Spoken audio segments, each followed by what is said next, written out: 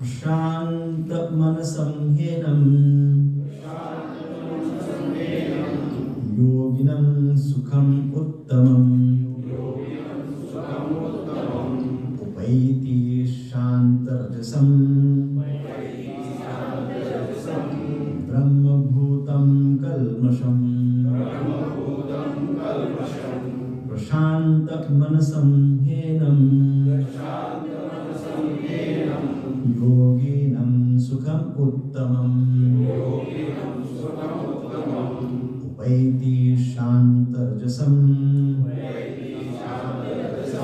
ब्रह्मभूतं कल्मषम् प्रशान्तं मनसं ह्येनं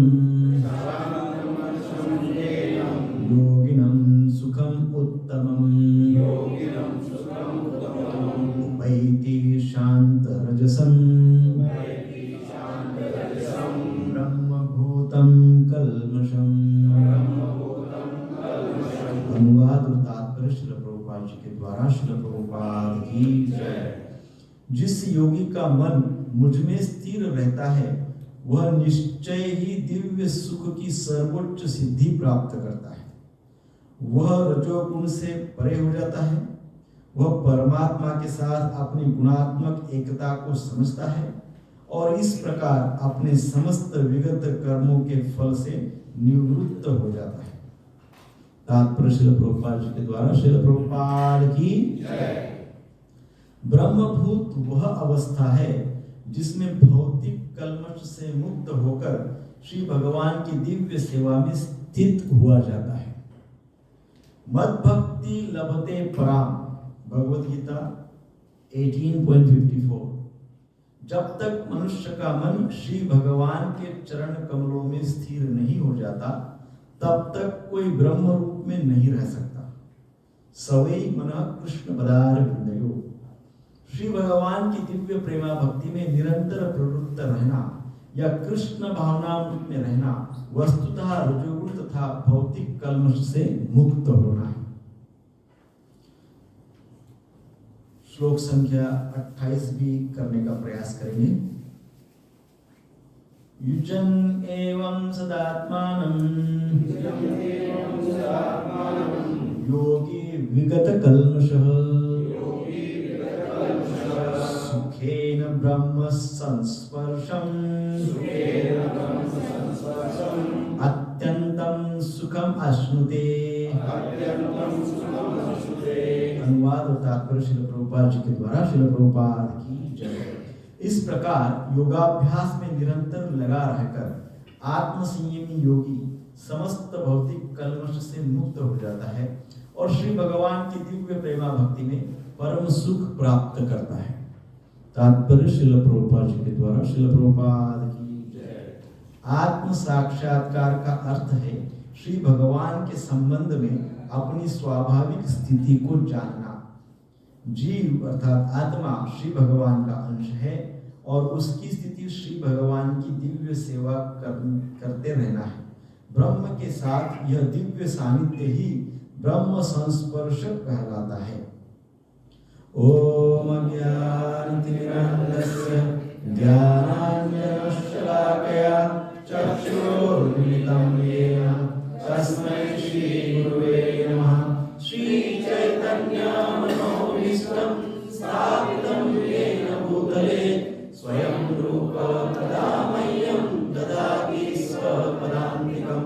वन्देऽहं श्रीगुरुं श्रीयुतपदकमलं श्रीगुरुं वैष्णवांश्च श्रीरूपं साग्रजातं सहगणा रघुनाथान्वितं तं सजीवं साद्वैतं सावधूतं परिजनसहितं कृष्णचैतन्यदेवं श्रीराधा कृष्णपादां सहगणा ललिता श्रीविशाखान्वितंश्च।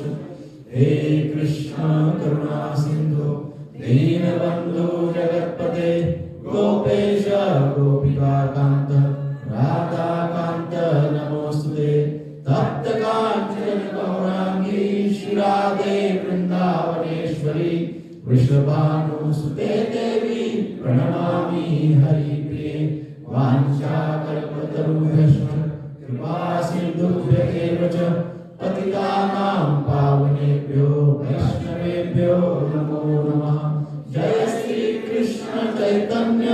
प्रभु नित्यानंद श्री अद्वैत गदाधर श्रीवासादि गौर भक्त वृंद।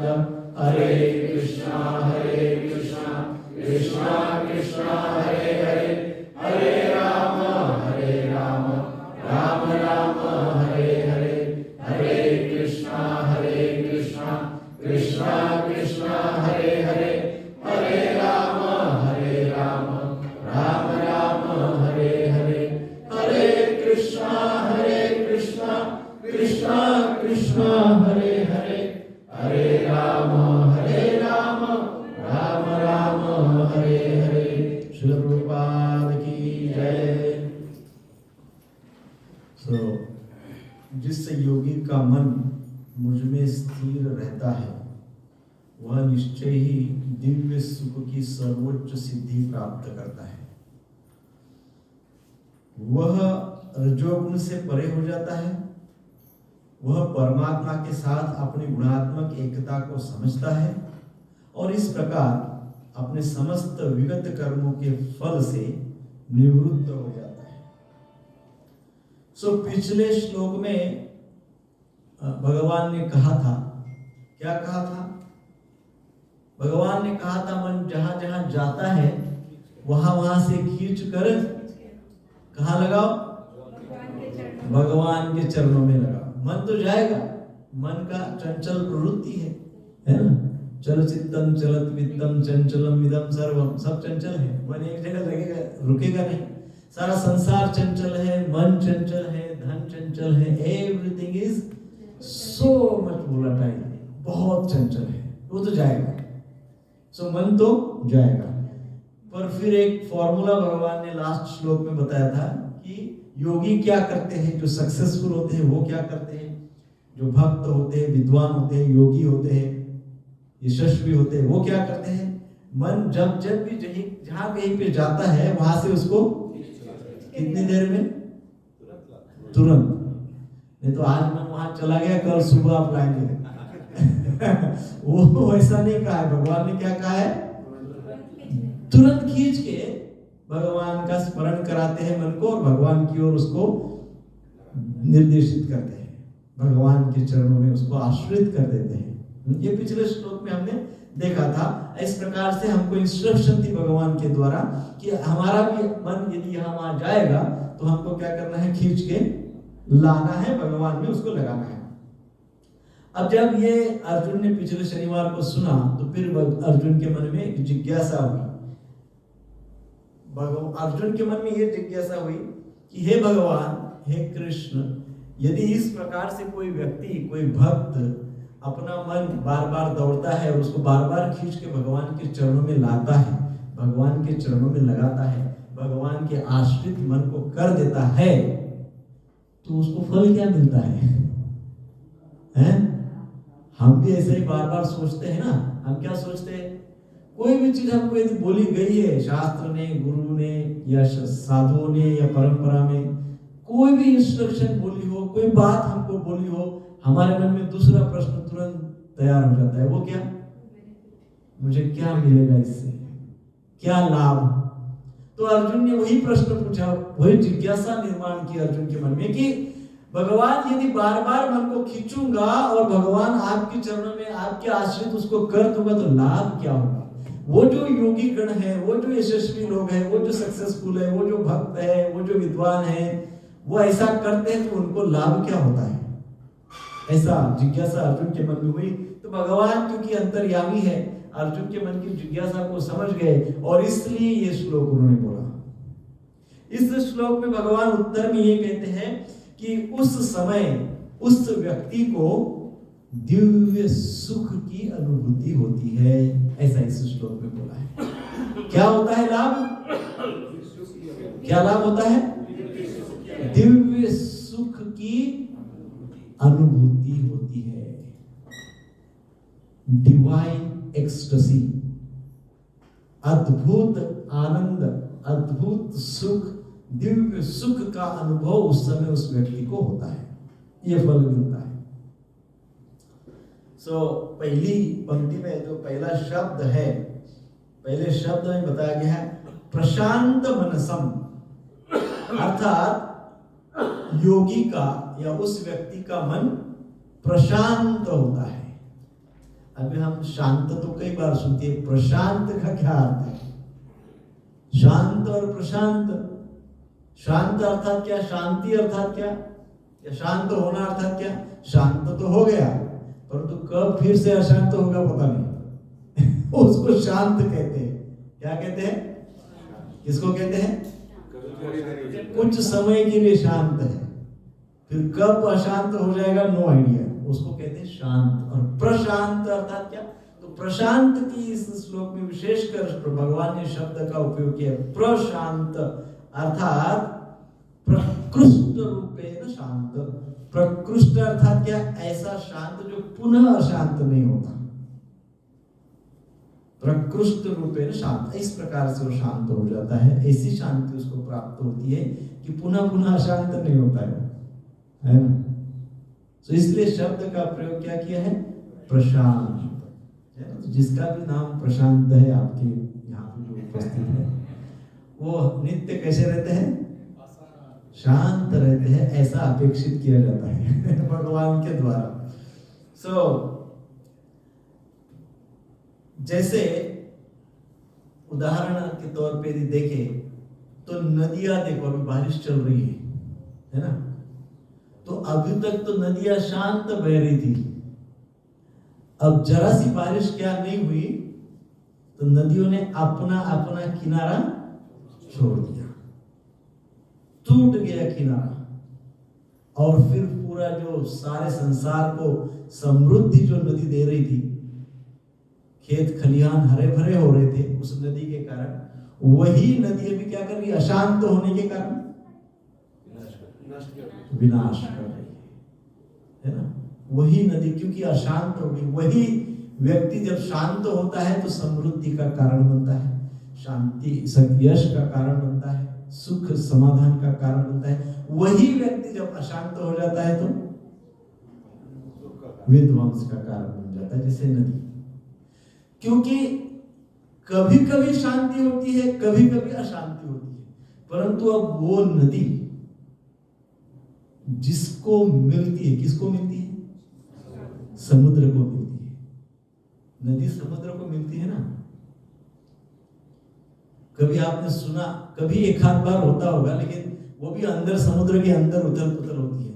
लेकिन कभी मुंबई में आपने सुना कि समुद्र जो है उधर बैग पे छोड़ के इधर आ गया, मीरा रोड तक आ गया? नहीं है। समुद्र कैसा होता है? प्रशांत होता है। उसमें कितनी तो नदियां आके मिलती है, मिलती है, मिलती है, मिलती जाती है। इतनी नदियां समुद्र में आके मिलती है, परंतु समुद्र शांत रहता है। समुद्र कैसे रहता है? शांत रहता है। वैसे ही इस श्लोक में कृष्ण भावना भावित जो भक्त होता है, जो योगी होता है, जो यशस्वी होता है, जो विद्वान होता है, उसको सागर के समान कहा गया है। अर्थात कृष्ण कॉन्शियस व्यक्ति के मन में नदी रूपी अनेक कामनाएं, अनेक इच्छाएं है ना, अनेक एम्बिशंस बहुत आती रहती है, बहुत इच्छाएं आती है, बहुत कामनाएं आती है, बहुत अनेक प्रकार के महत्वाकांक्षी व्यक्ति होते हैं, तो बहुत सारी चीजें मन में चलती रहती, आती रहती, आती रहती, आती रहती। जैसे समुद्र में नदियां आती रहती, आती रहती, आती रहती, वैसे ही मन में भिन्न भिन्न प्रकार के विचारों का प्रवाह आते रहता, आते रहता, आते रहता है, उसको नहीं रोक सकते, आते ही रहता है, हा? परंतु वो व्यक्ति यदि भक्ति में है, वो व्यक्ति यदि शास्त्र का ज्ञान रखता है, यदि वो व्यक्ति गुरु परंपरा से समर्पित है, वो व्यक्ति नीति नियम का पालन करता है, वो व्यक्ति के जीवन में डिसिप्लिन है, अनुशासन है, तो वो व्यक्ति एक समुद्र के समान है। इतने भिन्न भिन्न प्रकार के हजारों कामनाओं की, इच्छाओं के विचार उत्पन्न होते हैं, परंतु वो कैसे रहता है? शांत रहता है। परंतु वही नदियां वही नदी यदि मान लो कोई सरोवर में जाके मिल रही है, वही नदी कोई सरोवर में जाके मिल रही है, लेक, तो क्या होगा? वो सरोवर में नदी आती रही, लेकिन फिर क्या हो जाएगा? एक समय में सरोवर भी अशांत हो जाएगा, है ना? सरोवर भी क्या हो जाएगा? अशांत हो जाएगा, वो भी अपना बांध टूट जाएगा, उसका लेक जो होता है उसका भी बाउंड्री टूट जाएगा। सो वो जो सरोवर है उसकी तुलना भौतिकवादी व्यक्ति से, जो बहुत ज्यादा मटेरियलिस्टिक है, तो उसके अंदर बहुत सारे विचार आते, परंतु वो सरोवर के जैसा है। बहुत सारे विचार आने के पश्चात उसकी एंजाइटी बढ़ती है, आवेग बढ़ते हैं। इतने सारे विचारों को एक साथ डील नहीं कर सकता, तो डील नहीं कर सकता है तो उसके कारण क्या हो जाता है? स्ट्रेस बढ़ता है, चिंताएं होने लगती है, फ्रस्ट्रेशन आता है, हर छोटी छोटी बात बड़ी चैलेंजिंग लगती है, क्योंकि क्या हो रहा है? इतने सारे विचारों का फ्लो आ रहा है कि सरोवर फुल हो गया। अब उसकी मर्यादाएं जो है, कैपेसिटी जो है वो क्या होगी? खत्म होगी, वो टूट जाएगी, बांध टूट जाएगा। बांध टूट जाएगा अर्थात क्या? पर्सनालिटी डिसऑर्डर होने लगेगा, किसी न किसी प्रकार से इस व्यक्तित्व में वो दोष उत्पन्न करेगा। तो ये क्या हो गया? सरोवर अर्थात क्या? अशांत। समुद्र अर्थात क्या? अशांत। और नदी अर्थात क्या? हमारे विचार, फ्लो। नदी सतत नदी बहती है ना, बारिश के दिन हो रहे, भयंकर नदी आ रही है, नदी आके सरोवर में मिलेगी या समुद्र में मिलेगी?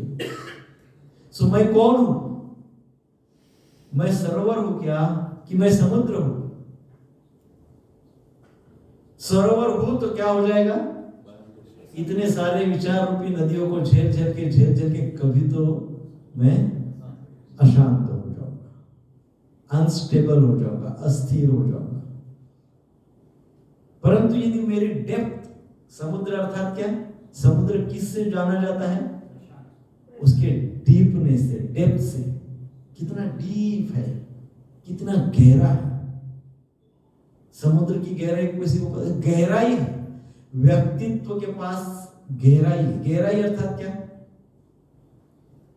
समझ, शास्त्र की समझ, धर्म की समझ, आध्यात्मिक ज्ञान की समझ, है ना? आध्यात्मिक ज्ञान की जितनी डीप समझ होगी उतनी गहराई से वो समुद्र है, ऐसा समझा जाएगा। यदि आध्यात्मिक ज्ञान नील है तो कोई गहराई नहीं है, थोड़ा बहुत है इधर उधर का सुना हुआ, बचपन से जो सुना है, घर में ये कथा वो कथा, इधर उधर का कुछ सुना है। परंतु जो अनुशासनात्मक व्यवहार से रोज के जीवन में अप्लाई जो ज्ञान होता है, जो ज्ञान हम गुरु परंपरा से लेते हैं, वो ज्ञान प्राप्त हुआ है क्या? जैसे लोगों को बहुत ज्ञान होता है, तो मैं जब किसी को इनवाइट करता हूँ भगवत गीता के क्लास में आओ, तो वो बोलते अरे प्रभु जी बहुत कठिन है भगवत गीता। क्या है? बहुत कठिन है भगवत गीता। इतना ज्ञान है उनको, किसी ने बताया, घर में किसी ने बताया, कहीं ने किसी ने बताया, क्या बताया? भगवत गीता बहुत कठिन है। और किसी कोई हमको बोलता है ये जो है ना ऐसा, ये पिक्चर दिखाता है, अरे ये तो घर में ही नहीं रखना चाहिए, बोलता है ये ज्ञान है। देखो तो ये ज्ञान कौन सा ज्ञान है? सरोवर वाला ज्ञान है, कभी भर के फूट के अस्ता व्यस्त हो जाएगा। ये कोई ज्ञान नहीं है। ये जो इंफॉर्मेशन है ये गलत इंफॉर्मेशन है। यह पढ़े ही नहीं और बोलते ही भगवत गीता बहुत, सुने ही नहीं। पढ़ने से ज्यादा पहला क्या आता है? हमारे शास्त्र में कहा है श्रवणम, पहले श्रवण। क्या हमने किसी ऑथेंटिक सोर्स से भगवत गीता सुनी है? नहीं सुनी, सुनी नहीं और बोल देते हैं कि बहुत कठिन है। फिर इस बात को कहा गया है अज्ञान। सो ऐसे बहुत सारे लोग होते हैं, कहीं कोई हमको बहुत अच्छा ज्ञान बताते हैं, उनको भी ज्ञान होता है, वो क्या बोलते हैं कि प्रभु जी भगवत गीता में भगवान ने बोला है अंत काले च मामेवं स्वर्ण मुक्त्या कलेवरम। वो बोलते हैं प्रभु जी भगवत गीता में कहा है कि भगवान का नाम अंत काल में लेना चाहिए, जब अंतिम समय आएगा। अभी भी ज्ञान है वो श्लोक है भगवत गीता में, तो जीवन भर वो लेते ही नहीं नाम, वो बोलते अंत काल में लेंगे। तो ये क्या हो गया, बात तो है भगवत गीता की, परंतु कैसे है, सरोवर के जैसी है।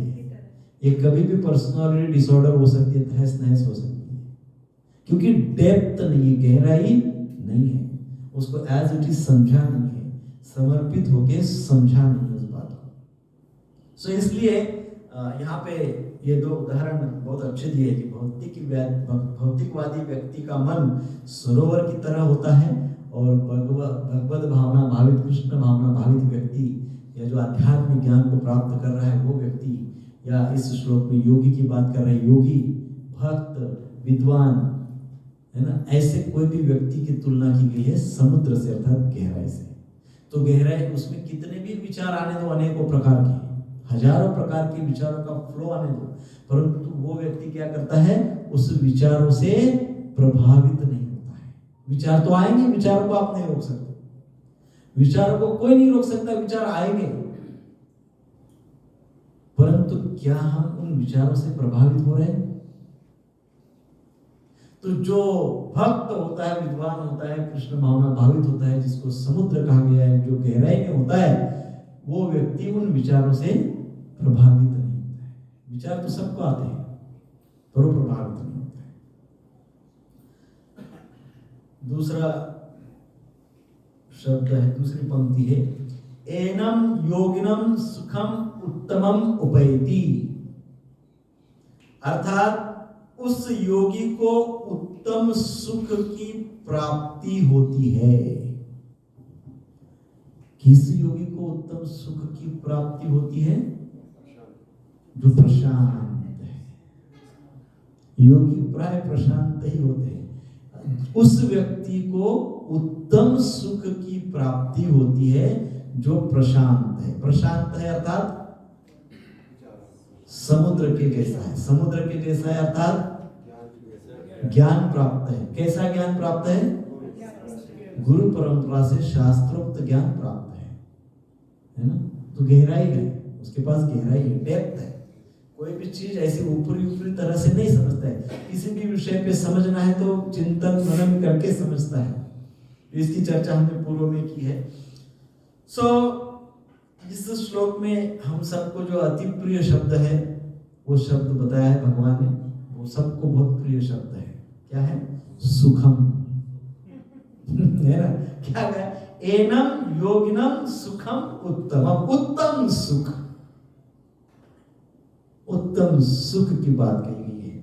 अर्थात उस व्यक्ति को उत्तम सुख मिलता है। तो प्रशांत होना पड़ेगा, गहराई से समझना होगा, भगवद गीता को गहराई से समझना होगा, शास्त्र को गहराई से समझना होगा।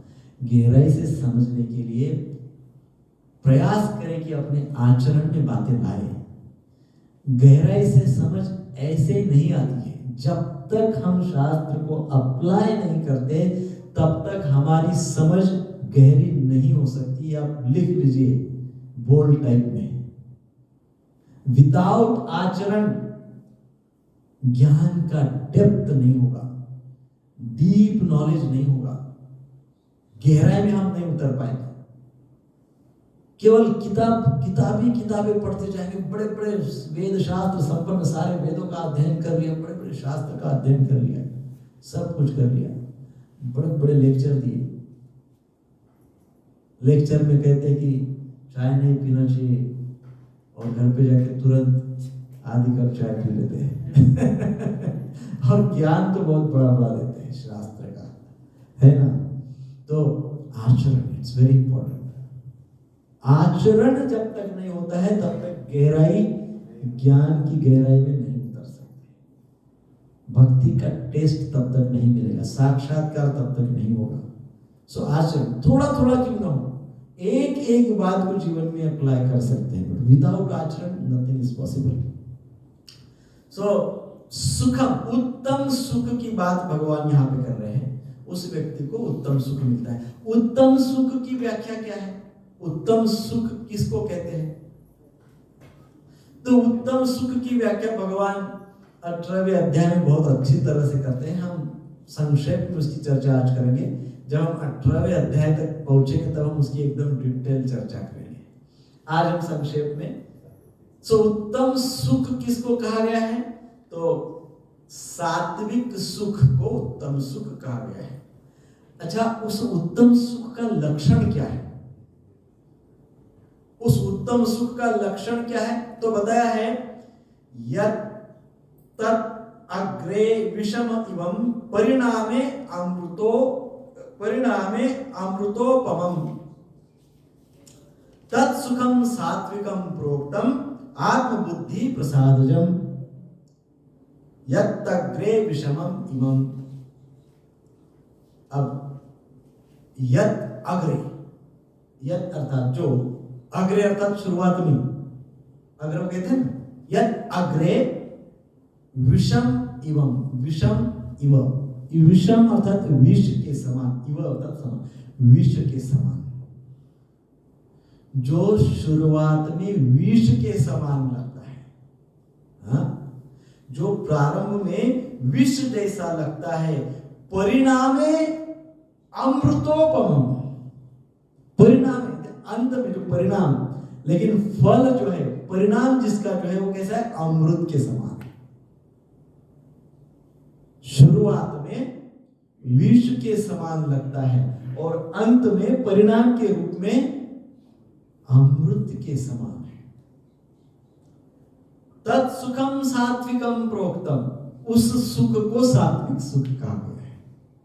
शुरुआत में तो विष के जैसा भयंकर लगता है, बड़ा डिफिकल्ट लगता है, सब कुछ बहुत टफ लगता है, भयंकर लगता है, वेरी डिफिकल्ट, परंतु फिर भी हम डटे रहते हैं, चलते रहते हैं, चलते रहते हैं, उस विष को प्राशन करते रहते हैं। फिर जैसा जैसा समय जाता है, फिर जब फल प्राप्ति होने लगती है तो कहा गया है वो जो फल मिलता है वो अमृत के समान मिलता है। शुरुआत में पॉइजनस और एंड में नेक्टर्स, शुरुआत में जहरीला और अंत में परिणाम स्वरूप, फल स्वरूप अमृत के समान लगता है। और फिर तत्सुखम सात्विकम प्रोक्तम आत्मबुद्धि प्रसादजम। सो वो जो सुख है आत्मबुद्धि जगाता है, अर्थात आत्म साक्षात्कार जगाता है। उस सुख से क्या प्राप्त होता है? आत्म साक्षात्कार प्राप्त होता है। क्या प्राप्त होता है? आत्म साक्षात्कार प्राप्त होता है।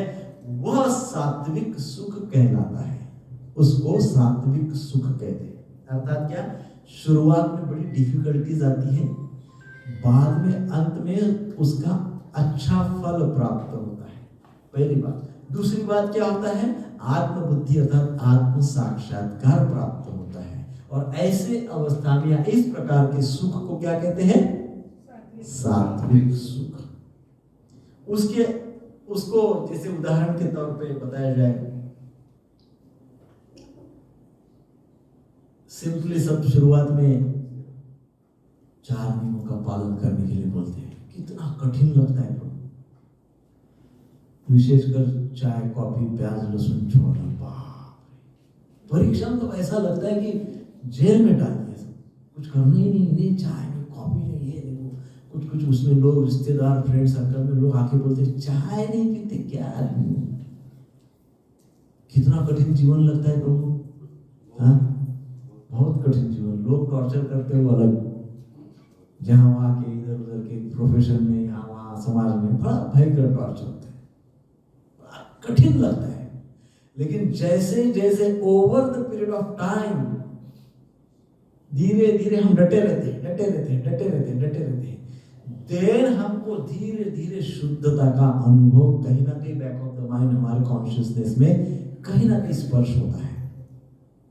धीरे धीरे वो शुद्धता का स्पर्श होते होते होते होते उसके इफेक्ट परिणाम मिलने लगते हैं, बहुत सात्विक, बहुत शुद्ध लगने लगता है, वाइब्रेशंस फील होने लगते हैं शुद्धता के।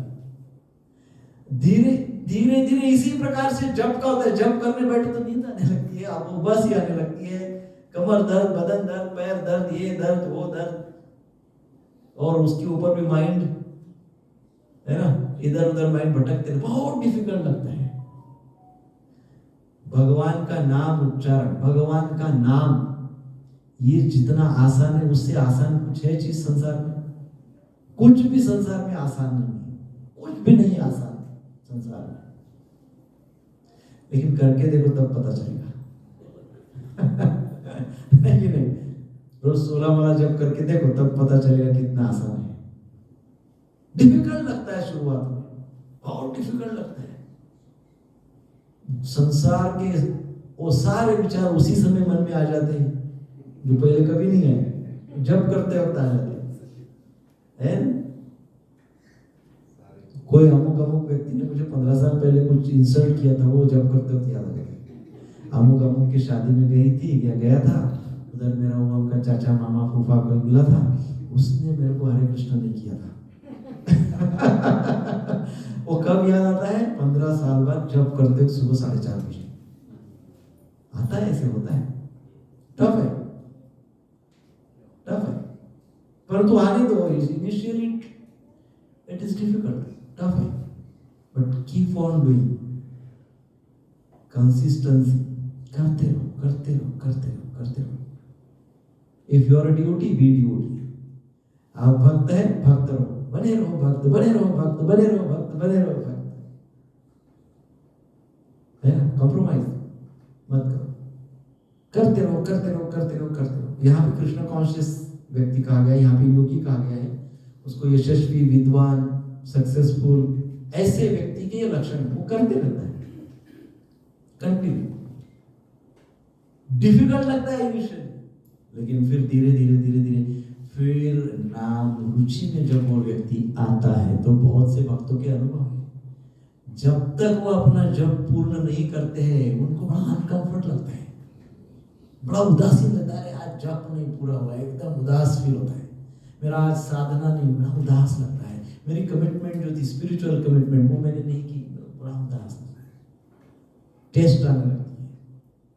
सो इनिशियली जो डिफिकल्ट होता है एंड आफ्टरवर्ड एक सर्टेन समय के पश्चात, एक समय के पश्चात उसी में क्या होता है? अमृत का अनुभव होने लगता है, साक्षात्कार का अनुभव होने लगता है। उसको कहते हैं सात्विक सुख, that is divine happiness, ecstatic feeling, है ना, दिव्य आनंद, दिव्य सुख, है ना, अलौकिक सुख तब मिलता है। उसके लक्षण है, स्ट्रगल होती है शुरुआत को, बाद में उसके फल परिणाम स्वरूप आत्म साक्षात्कार मिलता है। ये भगवद गीता का 18.37 18वें अध्याय का 37वां श्लोक, भगवान कहते हैं साक्षात। सो कोई भी धर्म बेस कार्य करने में शुरुआत में डिफिकल्टी होती है, शास्त्र के आधार पे शास्त्रोक्त कर्म करने में डिफिकल्टी होती है, क्योंकि पूरे संसार में बहुत कम लोग ऐसे दिखते हैं जो शास्त्रोक्त कर्म करते हैं, सारे तो अधर्म ही करते हैं ऐसा दिखता है, तो डिफिकल्टी होती है।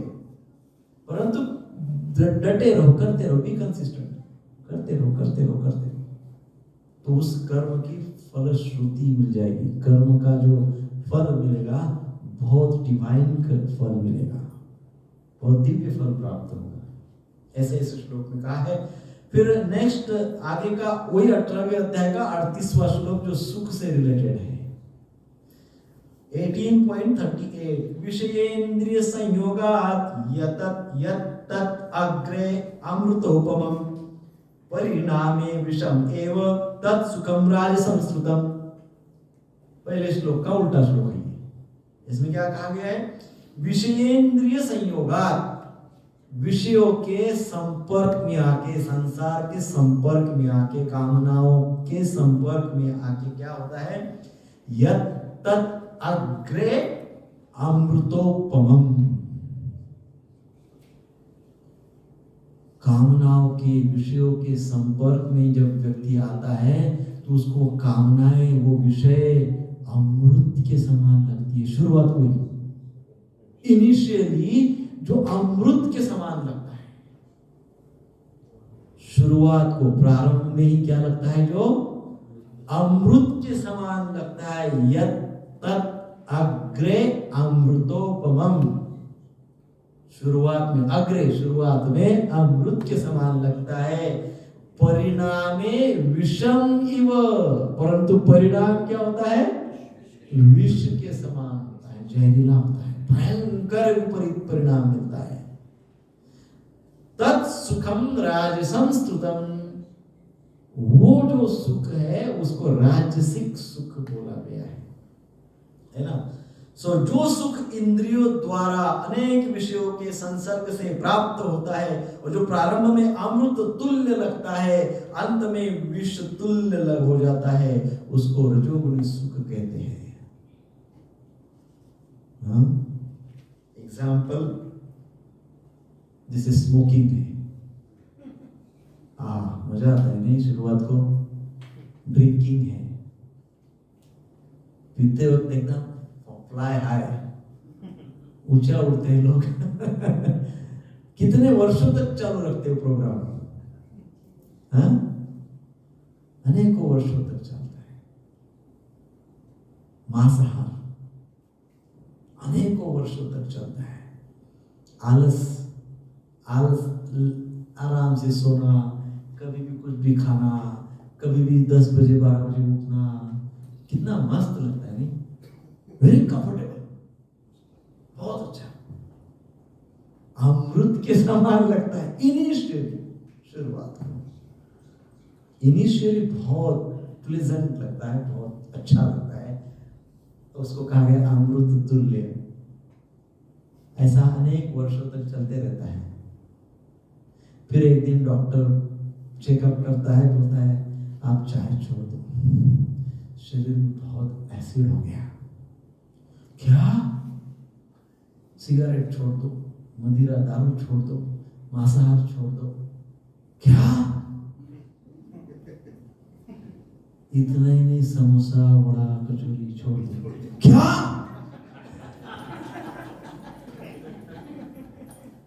अभी तक अमृत तुल्य था वो सब, अब एकदम सिचुएशन बदल गई और अब क्या लग रहा है? विष के समान सब लग रहा है। ये छोड़ दो, वो छोड़ दो। ये क्या हो गया? शुरुआत में तो मैंने बहुत एंजॉय किया, खूब खाया, खूब पिया, खूब सोया, कोई नियम का पालन नहीं किया, जब चाहे तब वो सब कुछ किया, कभी भी उठ के कर्म किया, काम किया, कैसे भी किया। जैसे प्राणी भी काम कर, प्रभुपाद जी उदाहरण देते हैं, गधा भी काम करता है, मनुष्य भी काम करता है। What is the difference? Compare करो तो मनुष्य से ज्यादा मेहनत तो गधा करता है, मनुष्य से श्रेष्ठ गधा, ऐसे प्रभुपाद जी बोलते हैं, मैं नहीं बोल रहा हूँ। तो ये महत्वपूर्ण बात है कि इनिशियली बहुत अच्छा लगता है, प्रभु जी समझ जाओ, समझना फांसी का फंदा है।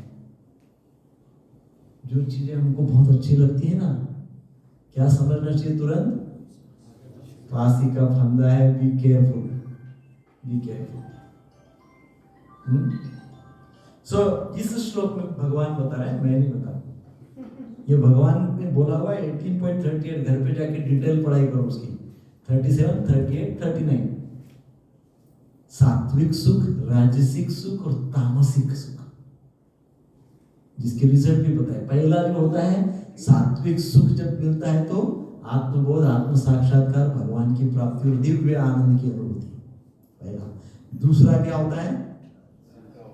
विष की अनुभूति, एकदम अपोजिट सिचुएशन में रहती है। एंड में, अंत में अर्थात जब फल मिलना शुरू होता है, तो फल कैसा मिलना शुरू होता है? फिर वो जब भी मिले, कर्म धर्म संयोग से जब भी मिले, वो विपरीत फल मिलता है, प्रतिकूल फल मिलता है, पॉइजनस फल मिलता है। उसमें भी देखो मोबाइल लेते हैं, बहुत अच्छा लगता है। यूट्यूब, फेसबुक, क्या क्या है, सारे ब्रह्म राक्षस हैं। ये सभी के संपर्क में हम रोज कितना देर रहते हैं? हाँ, इंडिया का एवरेज 5 घंटा, एवरेज 5 घंटा इंडिया का है। इंडिया में जिसके पास स्मार्टफोन है वो एवरेज 5 आवर्स डेली उस पे, क्या कहते हैं उसको, वो सब ब्रह्म राक्षस उनके संपर्क में रहते हैं। 5 आवर्स डेली एवरेज निकाला गया इंडिया का। क्यों रहता है? क्योंकि मजा आता है। शुरुआत में क्या लगता है? हाँ, क्या आनंद है, इतना सारा यूट्यूब देख लिया, क्या मजा है, इतना सारा हो गया।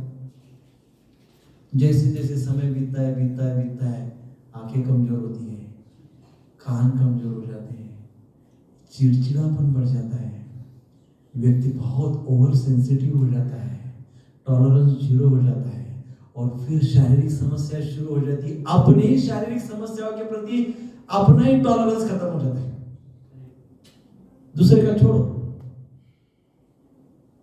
शुरुआत में तो बड़ा मजा आया, परिणाम क्या हुआ? हाँ, विष के समान प्रतिकूल, भयंकर प्रतिकूल। सो बी केयरफुल। हमारे संस्कृत का सुभाषित है, वो सब लोग एकदम अपने हृदय में लिख लो, फिक्स कर लो हृदय में, फिक्स। मैं कई बार बोला हूं ये, अति सर्वत्र वर्जयेत। क्या? एवरी सैटरडे क्लास शुरू होने के पहले हम ये बोला करेंगे, क्या? अति सर्वत्र वर्जयेत। किसी भी चीज का अति करोगे ना तो माटी हो जाएगी, है ना, मिट्टी हो जाएगी। सो अति नहीं करना चाहिए। जिस चीज का जितना यूज है वो यूज करना चाहिए, मिस यूज नहीं करना चाहिए, और अब्यूज तो बिल्कुल नहीं करना चाहिए। So be careful about it.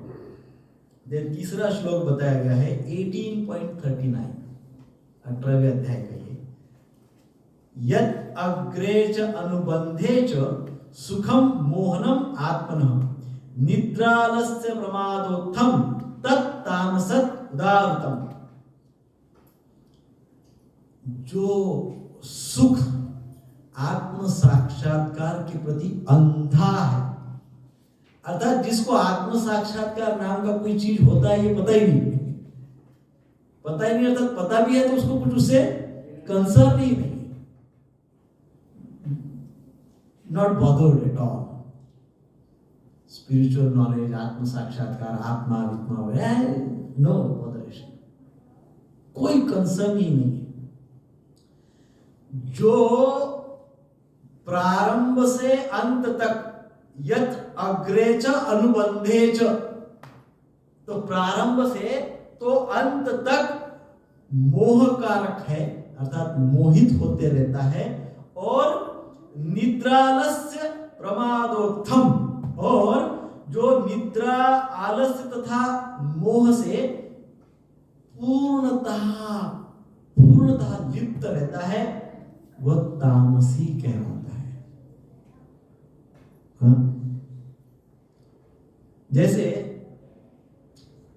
आलसी लोग कुछ करना ही नहीं चाहते, निठल्ले, कुछ नहीं करना है, बस खाना है, पीना है और सोना है, कुछ भी नहीं करना है, कुछ नहीं करना है। कभी भी देखो तो पड़े रहे दरबार में लेटे हुए, पड़े हुए हैं, बस सब हम खा रहे हैं, जो भी मिला बासा कुसा जैसा भी है, सो रहे हैं, उठ रहे हैं, जाग रहे हैं, सो रहे हैं, खा रहे हैं, एकदम मोहित है, मोह में फंसे हुए हैं, आलस से पूरी तरह से लिप्त है, भयंकर लेजी है, भयंकर लेजी है। यदि थोड़ा समय कभी भी मिल जाता है तो सो जाते हैं निद्रा, आलस्य, प्रमाद, ऐसे थोड़ा समय मिला मिला तो मैं क्या कंस्ट्रक्टिव या क्रिएटिव कर सकता हूँ, कर सकती हूँ, वो नहीं सोचते हैं। थोड़ा भी समय मिला तो सो गए, खाए या सोए, खाए या सोए। कुछ लोग समय मिला तो खाते हैं। हाँ ऐसा होता है, क्या करें, बहुत बोर हो रहे, चलो खाते हैं। ऐसा भी है। सो ये क्या है, ये क्या है, तामसिक। उससे भी सुख लगता है थोड़ी देर का, लेकिन उससे कुछ भी लाभ नहीं है, केवल मोह की प्राप्ति होती है। किसकी प्राप्ति? वो व्यक्ति मोहित ही होते रहता है, मोहित ही होते रहता है। जो 2 नंबर का राजसिक सुख था, वहां एक अपेक्षा की जा सकती है कि वो राजसिक से उठकर कभी तो जीवन में सात्विक सुख की प्राप्ति करेगा, वो थोड़ा होपफुल है। परंतु ये जो तामसिक सुख वाला है, इससे कोई होप नहीं रख सकते, ये जीवन में कभी सुधरेगा ये नहीं सुधर सकता। हाँ, very difficult, very very difficult. क्योंकि ये सब एक्सक्यूज ढूंढते रहता है कि किसी भी प्रकार से कोई भी काम कैसे नहीं किया जा सकता। कोई भी काम नहीं करने के एक्सक्यूज, तरीके ढूंढते रहता है। और प्रभु जी, कोई कार्य नहीं करने के तरीके ढूंढने लग जाओगे तो इतने तरीके मिल जाएंगे कि हजारों जन्म तक हमको तरीके मिलते रहेंगे और हम काम, कोई भी कार्य नहीं करेंगे, क्रियाशील नहीं होंगे। So action, they don't act. Action is important. इसलिए भगवान भगवद गीता में कहते हैं, यत् करोषि यदश्नासि यत् जुहोसि ददासि यत्। भाई जो कर रहे हो, जैसा करो, डू इट। कोई भी एक्शन में हो तो एक्शन में रहो, डू इट, करो एक्शन। परंतु किस भाव में करो? यत् तपस्यासि कौन्तेय, जो भी कुछ कर रहे हो, तत्कुरुषस्व मदर्पणम, केवल मुझे केंद्र में रख के, मेरी चेतना में, मेरी उपदेशों के अनुसार वो कार्य करो, बस करो। इंजीनियर हो तो इंजीनियरिंग का कार्य करो, डॉक्टर हो तो डॉक्टर का कार्य करो, लेबर हो तो लेबर का कार्य करो, जो भी जहां जैसे भी, यत् करोषि यदश्नासि। परंतु द कंडीशन इज क्या? राइट कॉन्शियसनेस में करो, बट करो। कभी कहानी है यहाँ पे कि आप प्रमाद और आलस्य में बने रहो भगवद गीता में कभी नहीं कहा ये बात कि अब आलसी बने रहो, आपको सक्सेस मिल जाएगा, बस मेरा नाम जपते रहो, वो भी मन ही मन में करो, माला भी हाथ में मत लो, इतना आलस है, माला कहाँ लोगे हाथ में वो भी मत लो। ऐसा बोला है भगवान ने कहीं पे? नहीं कहा है। करो, you have to do it, करना होगा। Action is important. सो इस प्रकार से जो तीसरे टाइप के जो लोग होते हैं, वो कभी भी सुख को प्राप्त नहीं कर सकते हैं, वो मोहित रहते हैं। मोहित रहने के कारण आलस को प्राप्त करते हैं, आलस को प्राप्त करने के कारण ये जीवन को व्यर्थ गमाते हैं। और केवल ये जीवन नहीं कि पुनरपि जननम पुनरपि मरणम पुनरपि जननी जठरे शयनम, कभी कीड़े, कभी मकोड़े, कभी कुत्ते, कभी बिल्ली, ऐसा बनते रहते हैं। कभी कभी मनुष्य बनते हैं, लेकिन थर्ड ग्रेड, एकदम निचले स्तर के चेतना वाले व्यक्ति बन जाते हैं, जिसमें बहुत टॉर्चर होता है। सो इस प्रकार का टॉर्चरस लाइफ को फिर बाद में जीवन जीना पड़ता है। सो ये ठीक नहीं है। सो मुख्य प्रिंसिपल जो कहा है वो क्या है? शुरुआत को अमृत यदि है और अमृत को एंजॉय कर रहे हैं तो क्या होता है? अंत में कृष्ण मिलता है। शुरुआत में हमको हमारी तपस्या में बहुत कठिनाइयां हो रही है, हमारे रोज के जीवन में डिफिकल्टीज हो रही है, प्रोफेशनल लाइफ में चैलेंजेस हो रहे हैं, कोई भी जीवन में हमारे चैलेंजेस आ रहे हैं, डिफिकल्टीज आएगी। पीसफुल रहिए, शांत रहिए, आध्यात्मिक ज्ञान से भरपूर हो जाइए। ऐसी अवस्था में क्या करना चाहिए? शांति से समझने का प्रयास करिए। धीरे धीरे धीरे धीरे कभी ना कभी डेफिनेटली अमृत मिलेगा, है ना? सो प्रभुपाद जी के इंस्ट्रक्शंस के अनुसार इसलिए जीवन के शुरुआत में जितने जल्दी हो सके उतने जल्दी अपने जीवन को अनुशासित करिए, अपने जीवन को एक डिसिप्लिन में लाइए और तुरंत जितने जल्दी हो सके नियमों का पालन करके मिनिमम जो बात है वो है भगवान के नाम का उच्चारण शुरू कर दीजिए। उसमें जो भी डिफिकल्टी है स्टार्ट इट जल्दी से जल्दी। मे भी डिफिकल्ट तो है वो बहुत डिफिकल्ट है, परंतु करो वो डिफिकल्टी तो अमृत मिलना शुरू हो जाएगा। सो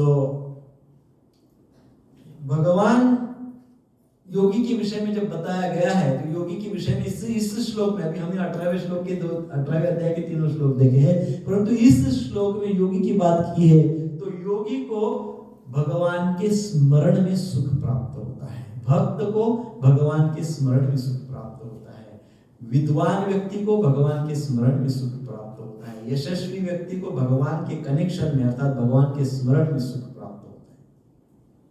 हाँ, हम भगवान के नाम का स्मरण करते हैं तो हमको भी फील कनेक्टेड, कनेक्टेड, हम भगवान से कनेक्टेड है ना, लगता है कि कुछ कनेक्शन फील होता है। ठीक से जब अच्छे स्तर पे जब हो रहा हो तो कनेक्शन फील होता है, और फिर वो जो कनेक्शन फील होता है उसकी चर्चा की गई है कि वो कनेक्शन में जो सुख का अनुभव होता है बहुत दिव्य है। तो यहाँ कहा गया है कि क्योंकि योगी भक्त या विद्वान स्मरण करने से भगवान के नाम से सुख प्राप्त करते हैं, उनको दिव्य सुख प्राप्त होता है। इसका कारण ये है क्योंकि उस समय या नित्य भगवान से अपने आप को जुड़ा हुआ पाते हैं, भगवान से जुड़ा हुआ पाते हैं। हमको तो याद ही नहीं रहता है, हमको कई बार तो ये भक्तगण पूछते हैं इस बात से कि हम भाई सुबह हम अपना कार्यक्रम पूरा कर लेते, मॉर्निंग प्रोग्राम जॉब वगैरह सब हो गया, फिर एक बार काम में लग गए, फिर स्मरण नहीं होता है क्या भगवान का? हाँ, तो जो सुबह हम करते हैं जब तब साधना जो भी करते हैं हम लोग, वो करते ही इसलिए कि उसका संस्कार दिन भर नेक्स्ट सुबह तक रहे। सो चैंटिंग, भगवान के नाम का जप is not a part time job. ये मत समझिए कि 1.5 घंटा 1 घंटा आधा घंटा मैंने कर लिया हो गया, नहीं। वो जो हम सुबह कर लेते हैं उसका संस्कार हमारे back of the mind subconscious में हो जाता है एंड वो हमारे साथ नित्य रहता है ना। सो इस प्रकार से कहा गया कि हम कनेक्टेड रहते हैं, हम भगवान से कनेक्टेड रहते हैं। भक्तगण कृष्ण भावना भावित जो व्यक्ति होते हैं वो भगवान से कनेक्टेड रहते हैं, और वो कनेक्शन ही उसको दिव्य सुख, आत्म साक्षात्कार, आत्म ज्ञान और भगवान के साक्षात्कार को, भगवान के साक्षात्कार तक ले जाता है। कौन? कनेक्शन। शांत रजसम, उसका रजोगुण शांत हो चुका है। श्रील प्रभुपाद जी इस शब्द को 14वें अध्याय के 17वें श्लोक में समझाते हुए कहते हैं, रजोगुण में लोग लोभी बन जाते हैं। जो तीसरा शब्द आ रहा है ना इस श्लोक का, वह है शांत रजसम। शांत रजस तो अर्थात क्या? रजोगुण में लोग लोभी बन जाते हैं। रजोगुण की स्पेशलिटी क्या है? कौन रजोगुण में, कौन रजोगुण अर्थात पैशनेट, पैशन। बाकी बहुत सारे पॉइंट्स है, लेकिन ध्यान रखें, पैशनेट हो जाता है व्यक्ति, लोभी हो जाता है। जो भी पॉइंट को, जैसे मान लो ग्रिड है तो वो ग्रिड में इतना पैशनेट हो जाता है, इतना लोभी हो जाता है, टू मच। ईर्ष्या है, टू मच ईर्ष्या। द्वेष, टू मच ईर्ष्या। क्रोध है, टू मच क्रोध, इतना पैशनेट हो जाता है क्रोध में। सो काम, क्रोध, लोभ, मोह, मद, मत्सर, इसमें हाइट ऑफ पैशन। सो उसको कहते हैं रजोगुण। तो क्या कहा गया? रजोगुण में लोग लोभी बन जाते हैं और इंद्रिय भोग की, उनकी लालसा की कोई सीमा नहीं रहती। प्रभुपाद जी 14.17 में तात्पर्य में शांत रजसम या रजस इस विषय पे चर्चा कर रहे हैं। वो कहते हैं रजोगुण में लोग लोभी बन जाते हैं और इंद्रिय भोग की, उनकी लालसा की कोई सीमा ही नहीं रहती है। अति सर्वत्र वर्जित, पर वो अति करते हैं। कोई भी यह देख सकता है कि भले ही किसी के पास प्रचुर धन तथा इंद्रिय तृप्ति के लिए पर्याप्त साधन हो, लेकिन उसे न तो सुख मिलता है न मन की शांति। ऐसा संभव भी नहीं है, क्योंकि वह रजोगुण में स्थित है। धन बहुत है, ऐश्वर्य बहुत है, परंतु मन की शांति नहीं मिल रही है। ऐसा बहुत बार हम सुनने को मिलता है। हमको सब कुछ है, लेकिन शांति मन की नहीं मिल रही है। इसका कारण क्या है? रजोगुण। रजोगुण का भयंकर प्रभाव है। रजोगुण क्या है? बहुत ज्यादा, बहुत प्रभावी है। जब व्यक्ति रजोगुण में रत रहता है तो वह केवल मानसिक रूप से ही अप्रसन्न नहीं रहता, अपितु उसका व्यवसाय भी अत्यंत कष्टकारक हो जाता है। केवल मानसिक अनस्टेबिलिटी नहीं रहती है, तो क्या हो जाता है? वो फाइनेंशियली, व्यवसायिक दृष्टि से भी वो बड़ा कष्टकारक हो जाता है। क्यों? ऐसा क्यों होता है? क्योंकि उसका मन जो होता है वो प्रचंड पैशनेट हो जाता है किसी विषयों के प्रति। भयंकर पैशन उत्पन्न हो जाती है ना?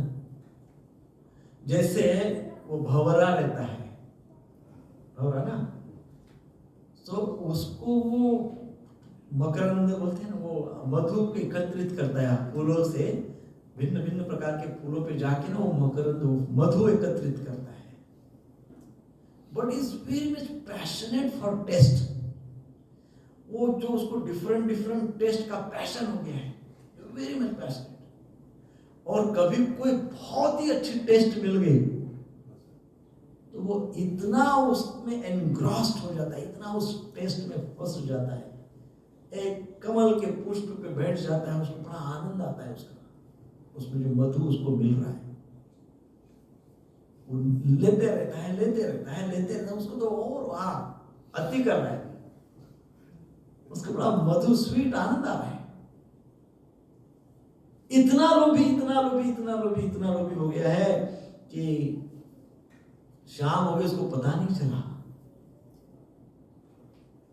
कमल का फूल सनसेट के बाद क्या हो जाता है? बंद हो जाता है। वो फूल में बंद हो गया, ऑक्सीजन बंद। ऐसे ही पैशन का होता है। व्यक्ति इतना पैशनेट रहता है कि वो समय की मार को समझ नहीं पाता।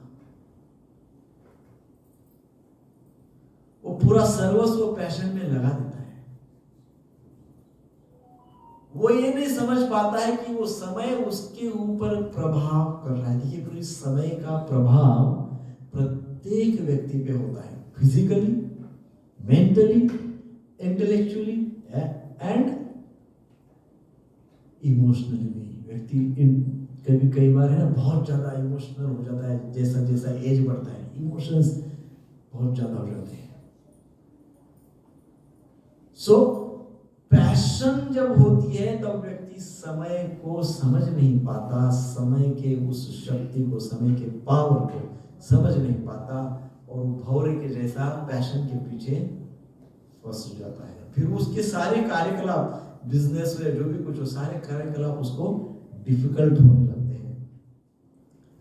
उसको अपनी योजनाएं बनाने के लिए अनेक योजनाएं बनानी होती है। एक योजना बनाने के लिए, एक प्लान सक्सेसफुल करने के लिए उसको हजारों प्लान करने पड़ते हैं। एक छोटा सा प्लान सक्सेस करने के लिए क्या करना होता है? उसको हजारों प्लान, क्योंकि पैशन ने उसके माइंड को, उसके इंटेलिजेंस को, उसकी स्टेबिलिटी को डिस्टर्ब कर दिया, राइट?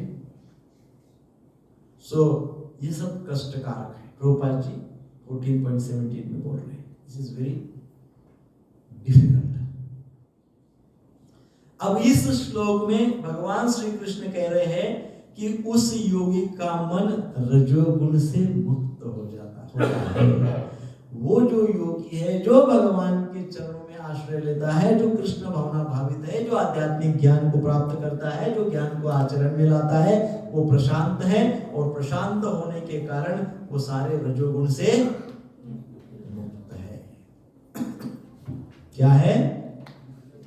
पैशनेट एटीट्यूड से वो मुक्त है। वो रैशनल, उसको पता है क्या करना है, क्या नहीं करना है, what is right, what is wrong, dos and don'ts उसको पता है। उसको उसके जीवन का पर्पस पता है। उसको उसके अपने जीवन के विषय में, स्वयं के विषय में पूरा उसका एनालिसिस उसके पास है, अपने स्वयं का। उसको पता है उसकी स्ट्रेंथ क्या है, उसकी वीकनेस क्या है। उसको पता है कि उसका पर्पस प्राप्त करने के लिए कौन सा मार्ग उसके लिए उपयुक्त है, ये उसको पता है। जैसे मुझे दिल्ली जाना है और दिल्ली की ट्रेन कहां से छूटती है? बोरीवली से छूटती है, लेकिन मैं मीरा रोड स्टेशन पहुंचा और मैं मीरा रोड के स्टेशन को ही बोरीवली समझ बैठा, और जो ट्रेन वहां पे पहले आ गई उसमें बैठ गया। वो ट्रेन मुझे कहाँ छोड़ेगी? विरार। मुझे जाना कहाँ था? क्यों नहीं जा पाया? क्योंकि जो पहला स्टेशन है, स्टार्टिंग स्टेशन, वही गलत था। स्टार्टिंग पॉइंट ही गलत था। भगवान, ब्रह्म, परमात्मा, प्रकृति, काल, ये तो आगे की डेस्टिनेशन है। जर्नी शुरू कहां से करनी है? मेरे से, मेरे स्वयं से। मेरे से मुझे जर्नी शुरू करनी है, और मुझे ही मेरे विषय में ज्यादा पता नहीं है। जाना मुझे दिल्ली है, जाना मुझे दिव्य आनंद की अनुभूति करना है, सुख चाहिए, शांति चाहिए, समाधान चाहिए, ये चाहिए, भगवत प्राप्ति चाहिए, कनेक्शन चाहिए, भगवान का आश्रय चाहिए, ये सब चाहिए। ये तो दिल्ली है, ये तो दिल्ली जाने जैसा है। शुरुआत कहां से करनी पड़ेगी? स्टेशन की शुरुआत बोरीवली से, अर्थात शुरुआत पहले मेरे से करनी होगी कि मेरा पर्पस क्या है, मेरे पास कि क्या सोर्सेस है उस पर्पस को प्राप्त करने के लिए, मैं कैसे मेरे पर्पस को प्राप्त कर सकता हूँ, शास्त्र का ज्ञान कैसे मुझे मिल सकता है, क्या क्या उसमें प्रॉब्लम्स आ सकती है, कौन से ऑब्स्टेकल्स है, कैसे मैं दूर। ये स्वयं शुरुआत है, स्वयं की, स्वयं को जानने की। मेरा आत्मा है ऐसा नहीं बोलना चाहिए, पहले तो ये जानना चाहिए कि मैं ही आत्मा हूं और मेरा शरीर है। ये शुरुआत है समझने की। हम क्या करते हैं? मेरा आत्मा है और मैं शरीर हूं। जब मैं बोलता हूं मैं शरीर हूं, तो मैं शरीर के लिए जीवन भर दौड़ते रहता हूं, और वो फिर टॉर्चर करते रहते हैं, है कि नहीं? बेसिक क्या है? मैं आत्मा हूं, मेरा आत्मा नहीं, मैं आत्मा हूं, और फिर मेरा शरीर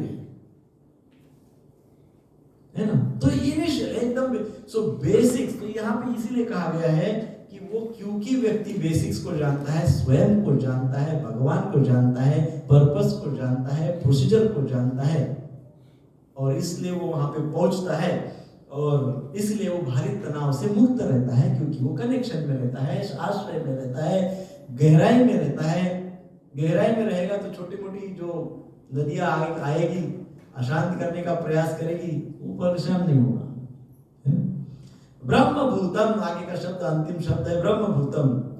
वह योगी ब्रह्मभूत हो जाता है। श्रील प्रभुपाद जी तात्पर्य में क्या कहते हैं? प्रभुपाद जी तात्पर्य में कहते हैं, ब्रह्मभूत वह अवस्था है जिसमें भौतिक कल्मश से मुक्त होकर भगवान की दिव्य सेवा में स्थित हुआ जाता है। अर्थात भौतिक चिंताएं जो है, एंजाइटी जो है, चैलेंजेस जो है, उससे मुक्त होकर भगवान से कनेक्ट हुआ जाता है, स्थित हुआ जाता है। मद भक्ति लभते पराम, अर्थात 18.54, ऐसे लोगों को भगवान कहते हैं मेरी भक्ति प्राप्त हो जाती है। जब तक मनुष्य का मन भगवान के चरण कमलों पर स्थिर नहीं होता, तब तक व्यक्ति ब्रह्म रूप में स्थित नहीं रह सकता। सवै मन कृष्ण पदारविंद, मन जो है कृष्ण पदारविंद, कृष्ण के चरण कमलों में स्थित हो जाना चाहिए। अच्छा, ये एक जस्ट मन में प्रश्न आया, मन भगवान के चरणों में स्थित हो जाना चाहिए, इसका अर्थ क्या है? Practically how will you take it? आप उसको कैसा करेंगे? समर्पण। कैसे? 4 नियम 16 वाला। यस। और कोई भी काम करते टाइम उनको मन में रखना, भगवान को मन में रखना, कार्य करते थे। और मैंने अपना मन भगवान के चरणों में समर्पित किया है। एग्जैक्टली किया क्या? क्या किया? हाँ दृढ़ विश्वास रखना, हाँ दृढ़ विश्वास रखना। दृढ़ विश्वास। ऐसे काम करना जो भगवान को समर्पित कर सके। भगवान ऐसे कार्य करना जो फेवरेबल है, भक्ति के फेवरेबल है, शास्त्र के फेवरेबल है। कनेक्ट कृष्ण रहना। के ऊपर Correct. पूरा डिपेंड होना। डिपेंड होना कृष्ण पे। काम करते हुए भी भगवान से जुड़े रहते हैं ना, उसके चरण कमल में। चरण कमल में जुड़े रहना। मान लो भगवान अभी मंदिर में आया, मैंने अपना मन गिरधर के चरणों में समर्पित किया। अब आधा घंटा ज्यादा से ज्यादा मंदिर में दर्शन के लिए लगता है, उसके बाद मैं गया, फिर जो मन मैंने समर्पित किया था वो भी निकाल लिया, उधर गया, ऐसा फिर कैसे समझेंगे इसको? हर कार्य को यज्ञ समझ कर हर कार्य को यज्ञ से किया, बिल्कुल पास में पहुंच रहे आप। हमको भगवान की बात को सुनना है। वेरी गुड, एकदम परफेक्ट, एकदम परफेक्ट। मेरा मन भगवान के चरणों में समर्पित है का अर्थ है भगवान के इंस्ट्रक्शंस को मैं अपने जीवन में पालन करना। मन समर्पित होना मीन्स व्हाट? दिव्य ज्ञान। फॉलोइंग इंस्ट्रक्शन ऑफ भगवान है। नहीं तो मन तो सब बोलते हैं मेरा मन तो मन चंगा ही है, वो सब किसी को भी पूछो मेरा मन तो बहुत चंगा है, पूछे मन चंगा तो कटौती में गंगा। हमारे पास तो ऐसे ही भगवान की बहुत कृपा है क्योंकि मेरा मन तो चंगा ही है। तो पूछो कि कितने इंस्ट्रक्शन फॉलो करते हो आप, शास्त्र की, भगवान की, कितने उपदेश पालन करते हो, सिंसियरली, कितनी सिंसियरिटी है, प्रामाणिकता कितनी है। सो इस प्रकार से ये विषय आया इसलिए। सो भगवान के चरण कमलों पर स्थिर, जब तक मनुष्य का मन भगवान के चरण कमलों पर स्थिर नहीं होता तब तक व्यक्ति ब्रह्म रूप में स्थित नहीं रह सकता। सवई मन कृष्ण पदारविंदयो अर्थात भगवान के दिव्य प्रेमा भक्ति में निरंतर प्रवृत्त रहना या कृष्ण भावना भावित रहना वस्तुतः रजोगुण तथा भौतिक कर्म से मुक्त होना है। भगवान 14.26 में कहते हैं जो व्यक्ति उनकी शुद्ध भक्ति के द्वारा सेवा करता है वो ब्रह्मभूत अवस्था को प्राप्त कर लेता है। परंतु ब्रह्मभूत अवस्था आत्म साक्षात्कार की दिशा में प्रथम अवस्था है। ब्रह्मभूत अवस्था भी बहुत बेसिक अवस्था है, उसके आगे क्या है? तो इस अवस्था में व्यक्ति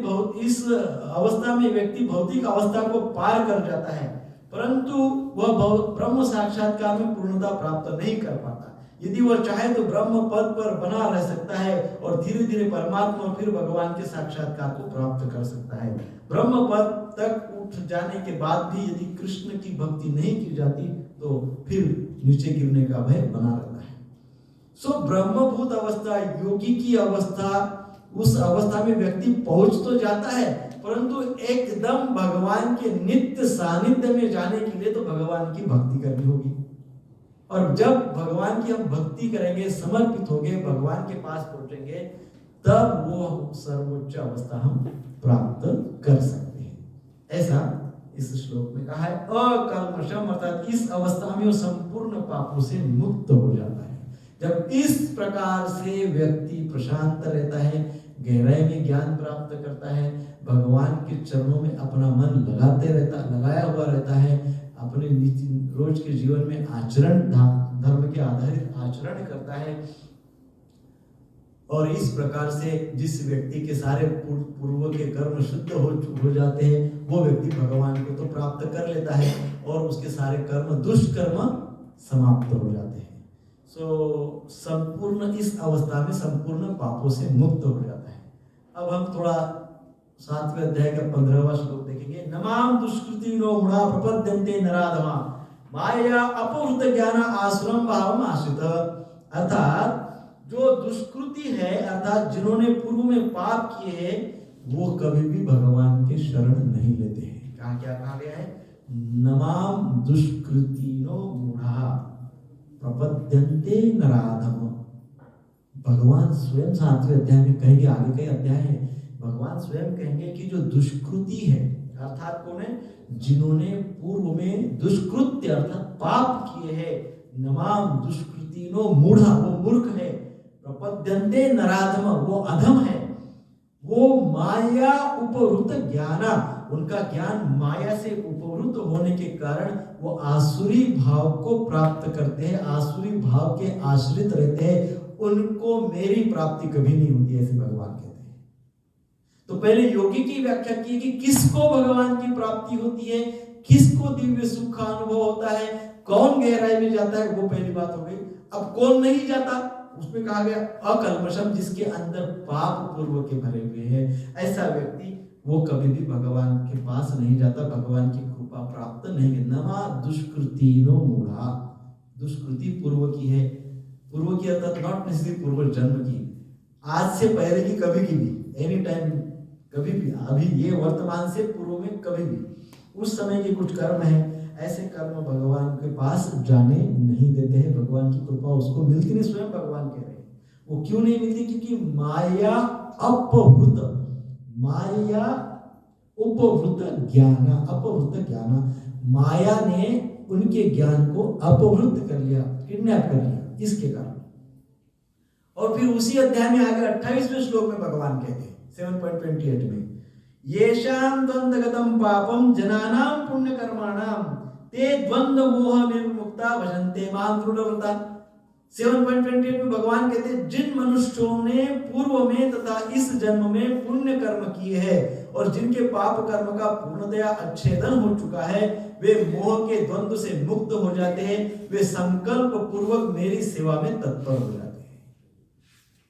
तो इस प्रकार से भी समझ सकते हैं हम कि जिसने पूर्व के कर्म शांत कर दिए हैं, यहाँ पे कहा गया है ना, पहला शब्द हमने देखा था वो क्या है, शांत रजसम, शांत कर दिया, जिसने अपने राजसिक को, अपने पैशन को शांत कर दिया, पैशन को शांत कर दिया, उसको फिर 7.28 में भगवान कहते हैं कि वो जो इस प्रकार से पैशन को शांत करते हैं वो मेरी सेवा में तत्पर रहते हैं, उनके वो अपने कर्म सुधारते हैं और फिर उनको मेरी प्राप्ति होती है। संक्षेप में भगवान इस श्लोक में कह रहे हैं कि वह अब और अधिक दृढ़ निश्चय के साथ श्री कृष्ण का ध्यान करेगा तथा भक्ति में आगे बढ़ेगा। तो इस श्लोक में क्या कह रहे हैं, इस श्लोक में भगवान ये कह रहे हैं कि जो व्यक्ति अर्थात वह, अर्थात कौन, वो योगी, वो यशस्वी, वो जो कृष्ण भावना भावित व्यक्ति है, सक्सेसफुल व्यक्ति है, वह फिर आगे और दृढ़ निश्चय, डिटरमिन बन जाता है, क्योंकि अब वो गहराई में उतर गया, ज्ञान के गहराई में उतर गया, आध्यात्मिक इंस्ट्रक्शंस को फॉलो कर रहा है ना, भगवान के चरणों को प्राप्त कर लिया है ना, उसका रजस शांत हो चुका है, शांत हो गया है। अब क्या होगा फिर, अब कहा गया है यहाँ जाके वो चुपचाप नहीं बैठेगा, यहाँ आके वो क्या करेगा, यहाँ आके कह रहे हैं कि वो अधिक दृढ़ निश्चय के साथ भगवान का ध्यान करेगा और भक्ति में आगे बढ़ेगा। हरे कृष्ण कृष्ण कृष्ण हरे हरे, हरे राम राम राम हरे हरे। दूसरा श्लोक 5 मिनट का ही है, ले सकते हैं, आपको भूख लगी हो तो नेक्स्ट टाइम लेंगे। 9:25 हो गए। हरे कृष्ण कृष्ण कृष्ण हरे हरे, हरे राम राम राम हरे। ठीक है, नेक्स्ट टाइम लेते हैं 9:30।